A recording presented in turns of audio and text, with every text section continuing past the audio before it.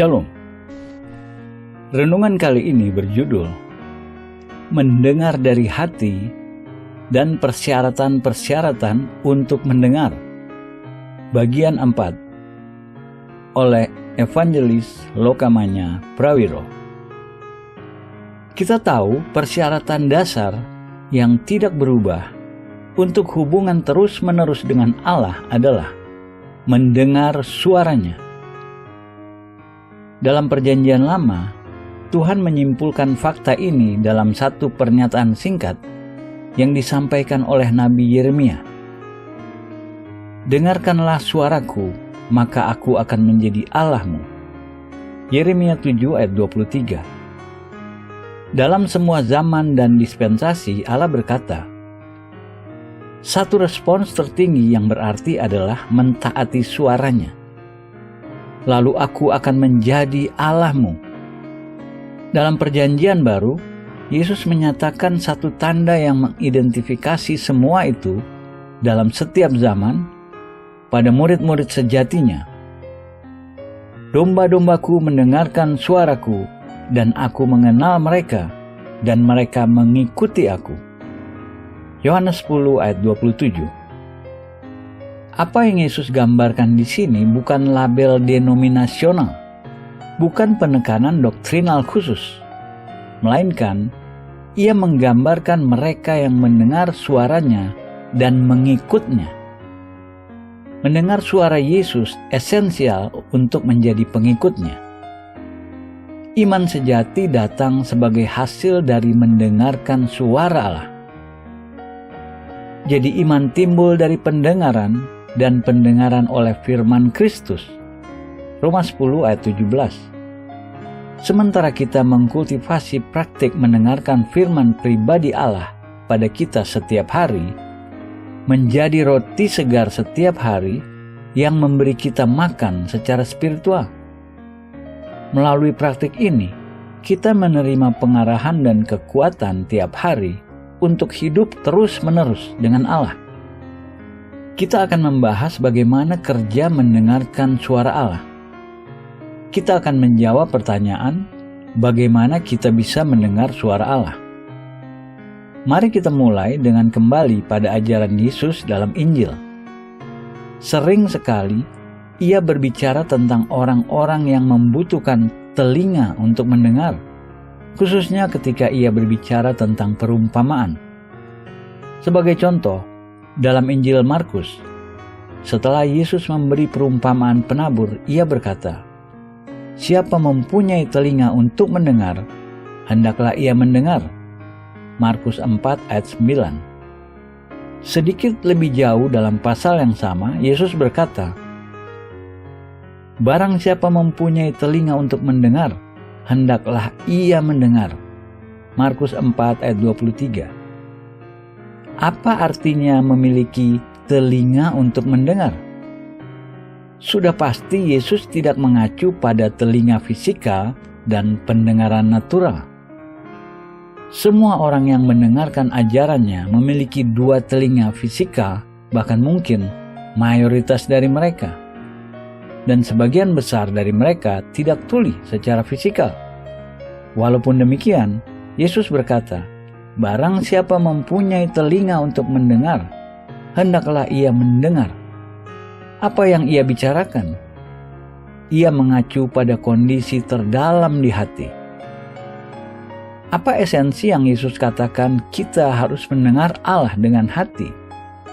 Bagaimana mungkin kita memiliki hati untuk mendengar Allah, hati yang mendengar? Untuk menjawab pertanyaan ini, mari kita beralih ke contoh kehidupan Salomo. Awal pemerintahan Salomo sebagai Raja Israel, Tuhan menampakkan diri padanya dalam mimpi dan bertanya padanya pertanyaan vital. Apa yang kamu kehendaki?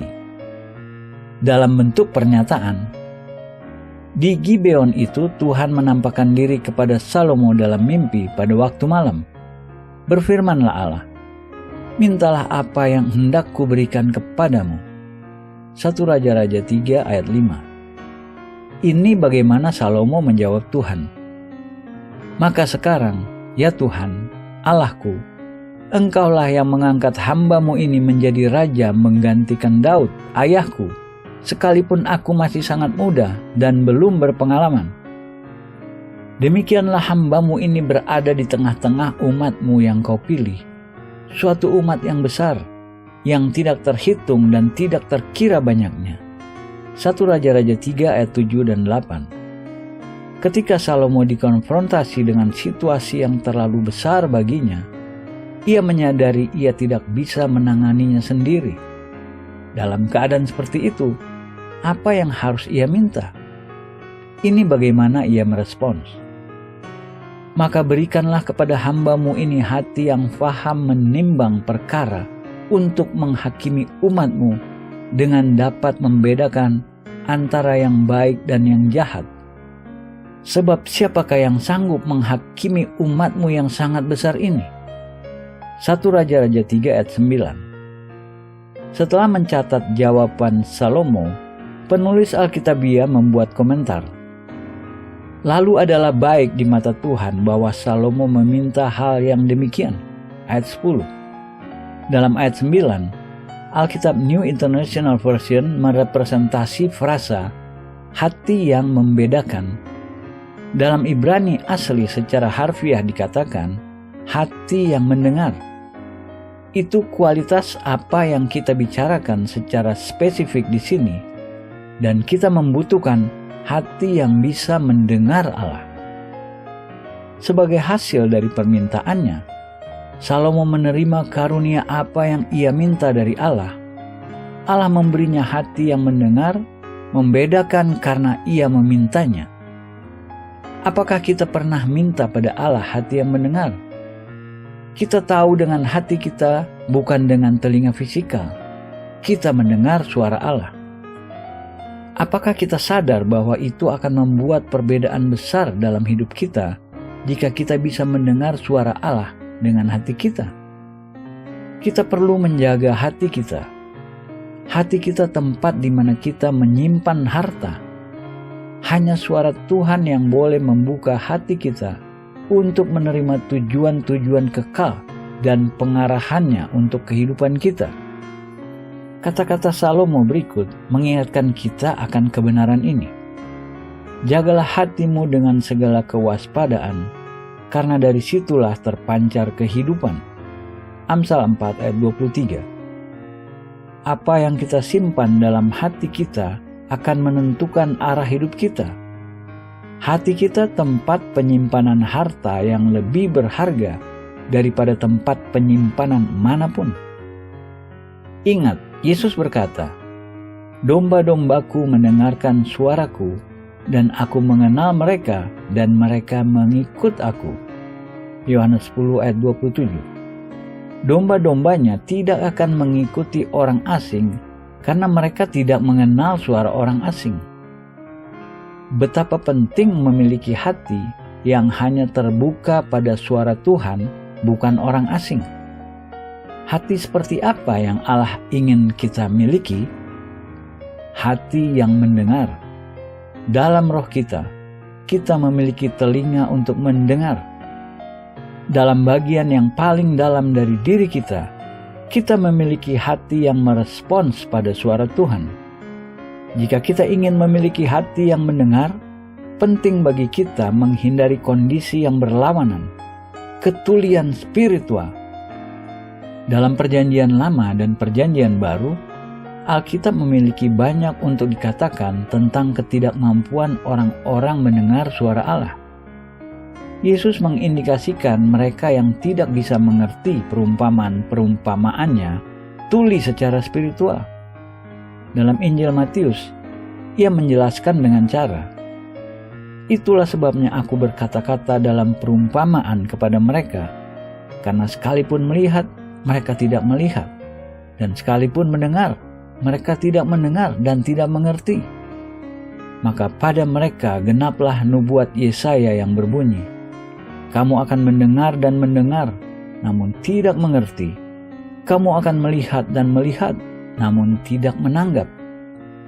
Sebab hati bangsa ini telah menebal, dan telinganya berat mendengar, dan matanya melekat tertutup.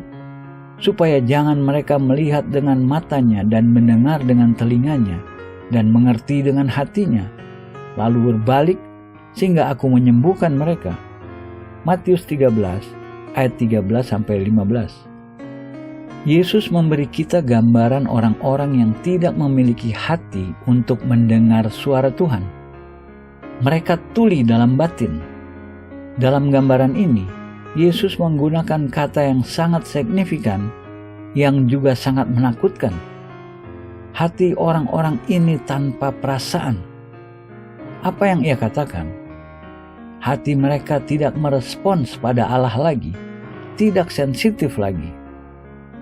Kita melihat ide serupa dalam peringatan perjanjian lama ini kepada orang-orang Israel dalam Mazmur 95. Sebab dialah Allah kita, dan kitalah umat gembalaannya, dan kawanan domba tuntunan tangannya. Pada hari ini, sekiranya kamu mendengar suaranya, janganlah keraskan hatimu seperti di Meriba, seperti pada hari di masa di padang gurun. Ayat 7 dan 8.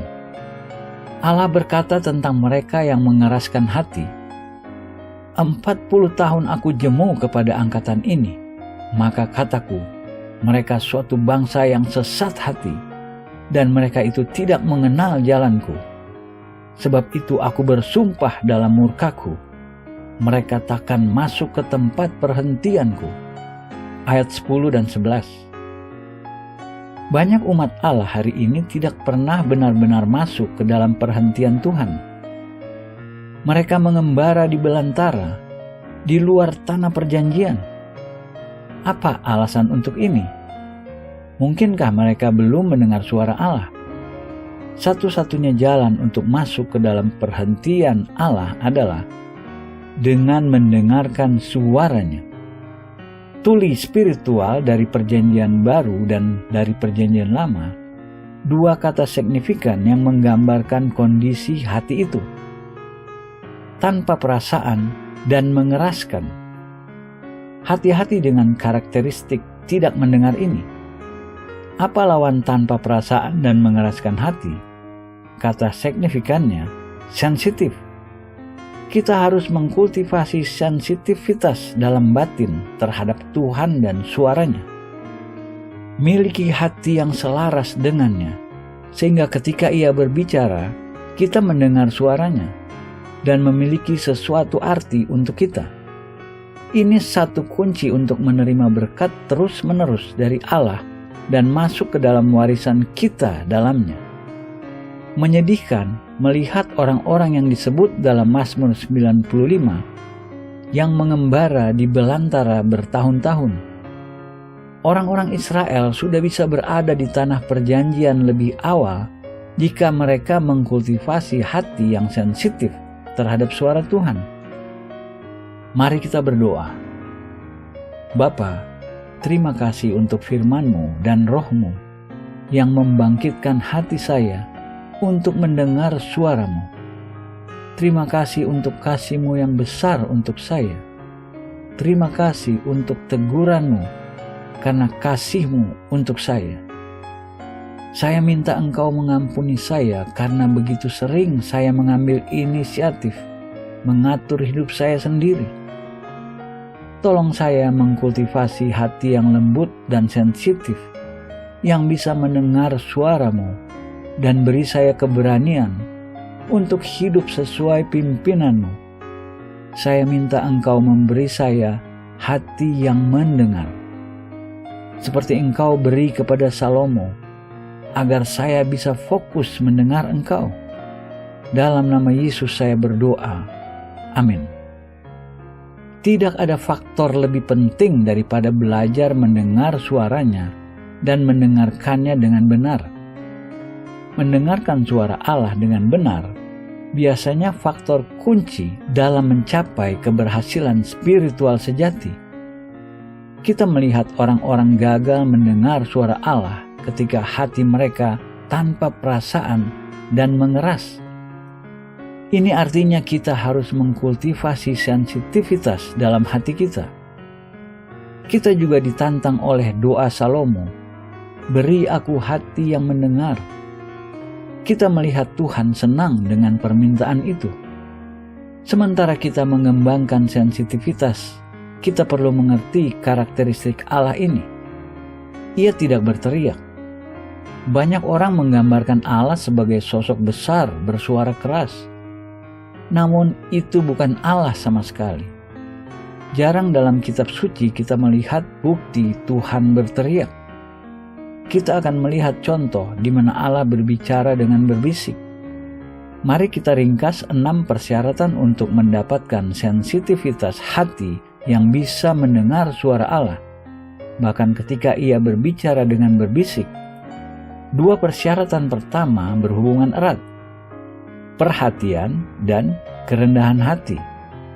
Dalam kitab Amsal, persyaratan-persyaratan ini banyak sekali disebut. Camkan di pikiran bahwa Amsal ditulis oleh Raja Salomo, orang yang minta kepada Allah hati yang mendengar. Kita akan melihat 3 ayat di mana 2 persyaratan ini digabung jadi satu. Pertama, Amsal 4 ayat 20. Hai anakku, perhatikanlah perkataanku, arahkanlah telingamu kepada ucapanku.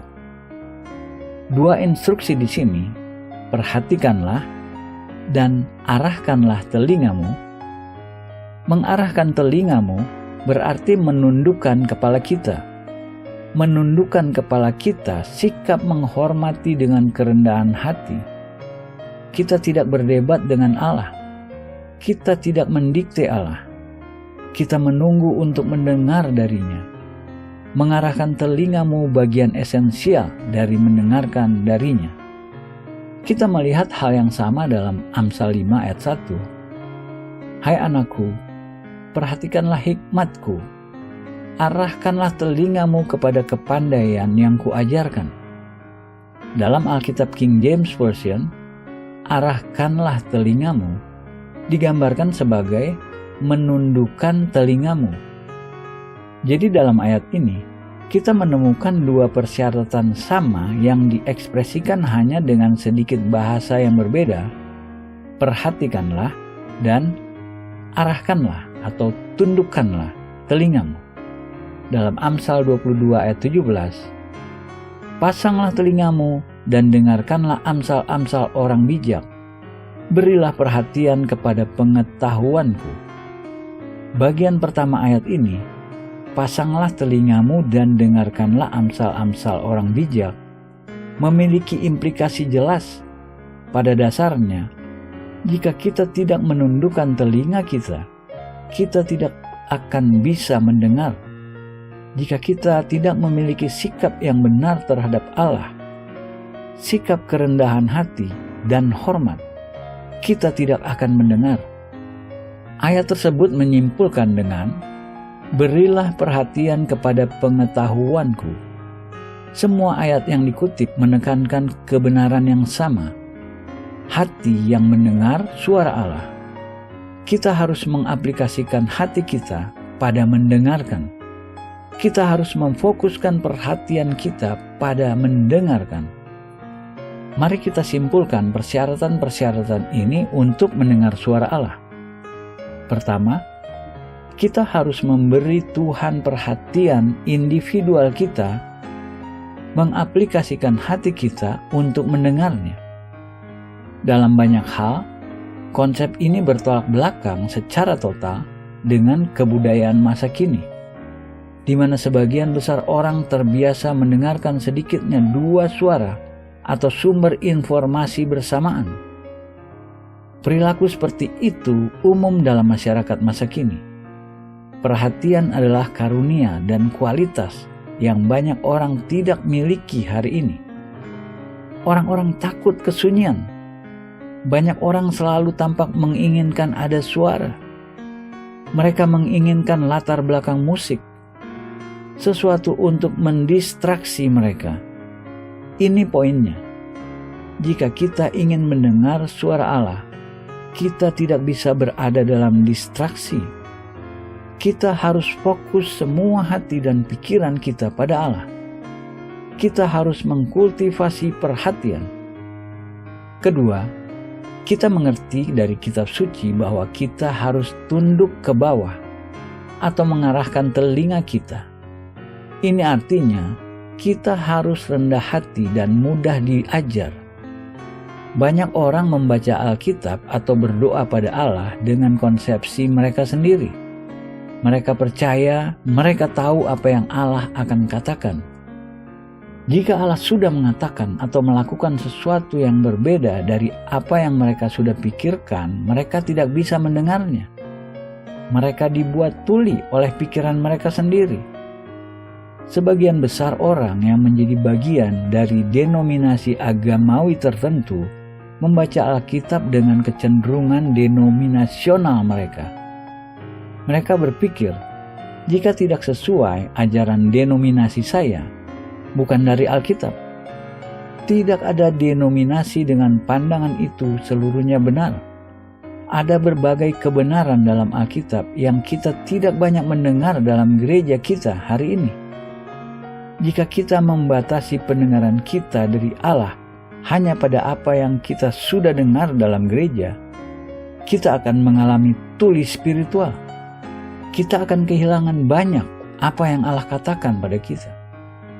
Setelah perhatian dan kerendahan hati, dua persyaratan selanjutnya, waktu dan ketenangan, yang juga sering berhubungan. Bagaimana dua konsep ini tersingkir dari kebudayaan kita masa kini?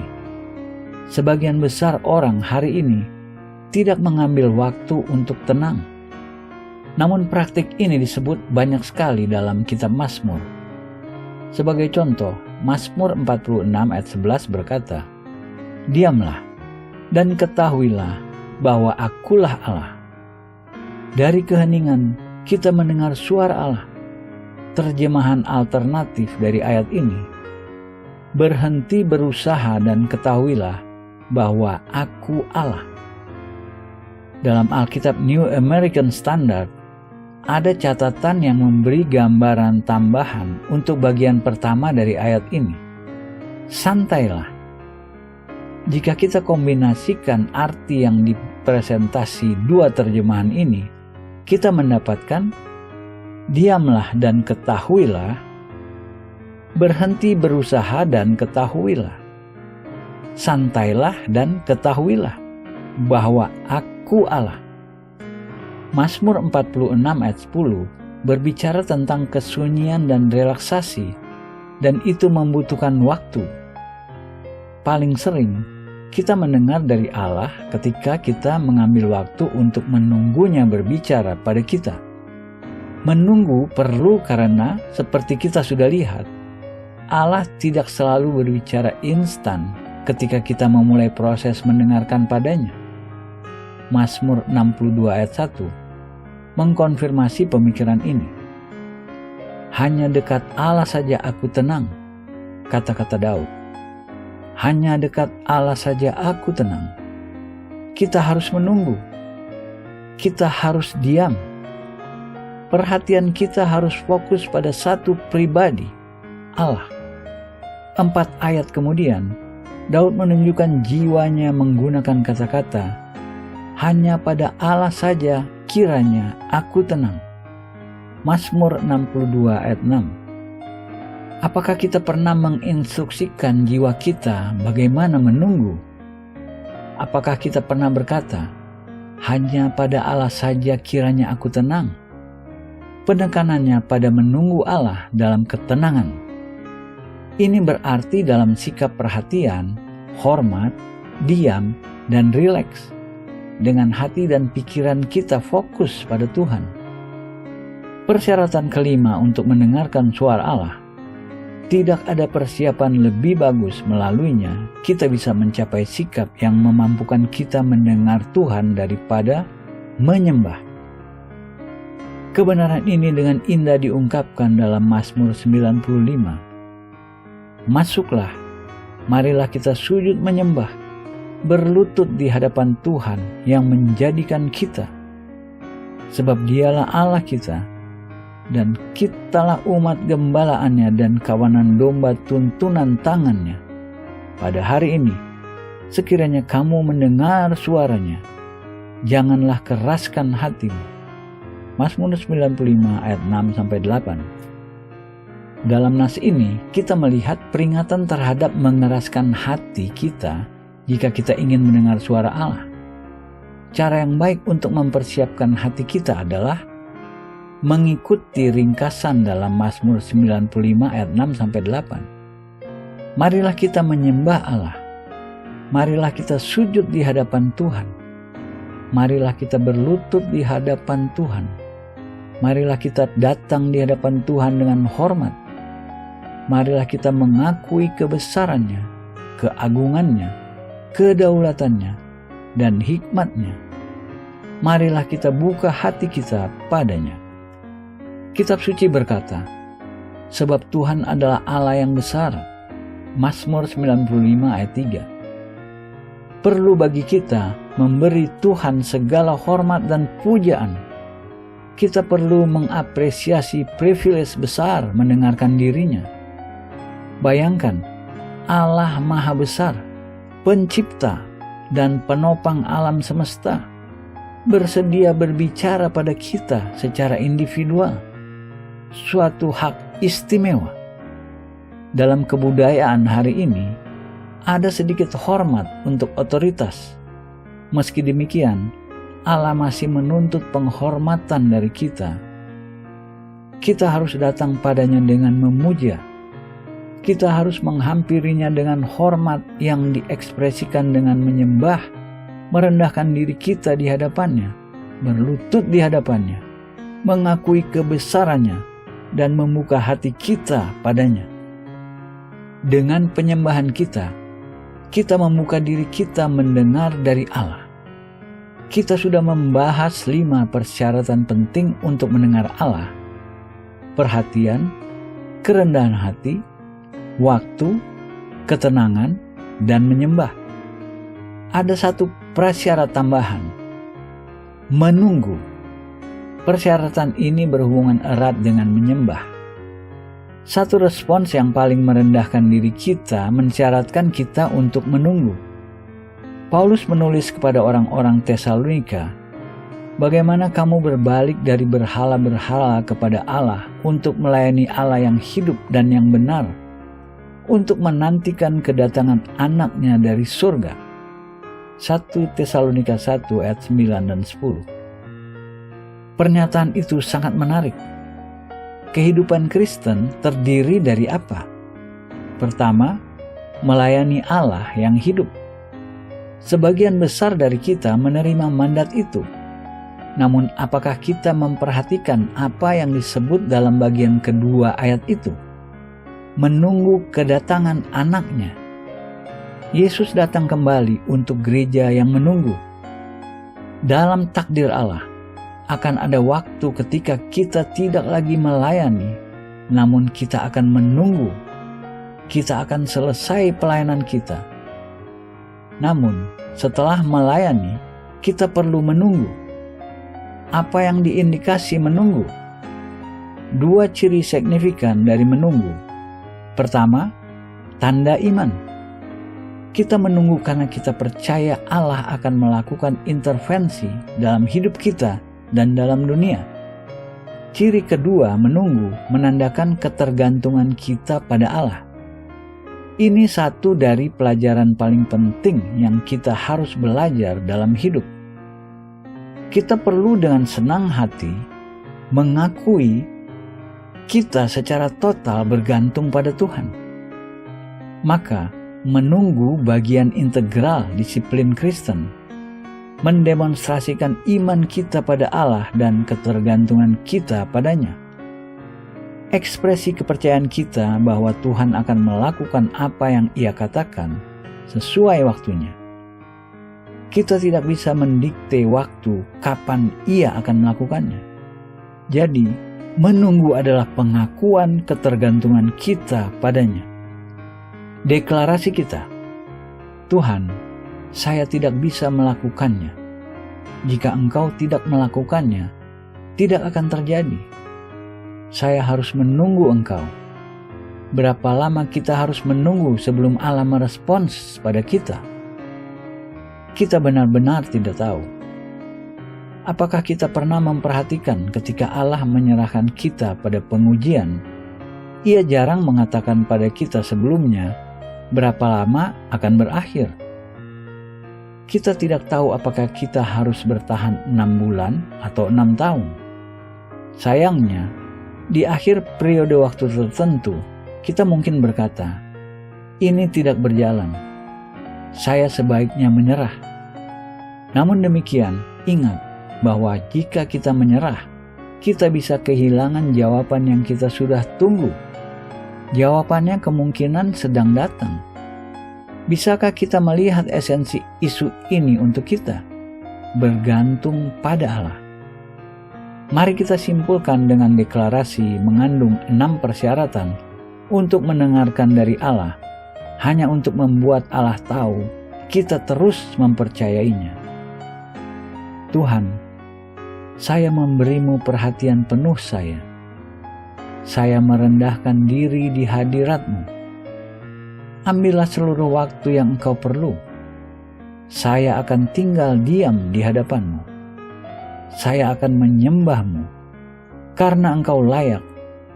Saya akan menunggu dalam iman dan ketergantungan untuk Engkau berbicara jawaban yang saya butuh dengar. Dalam nama Yesus. Amin.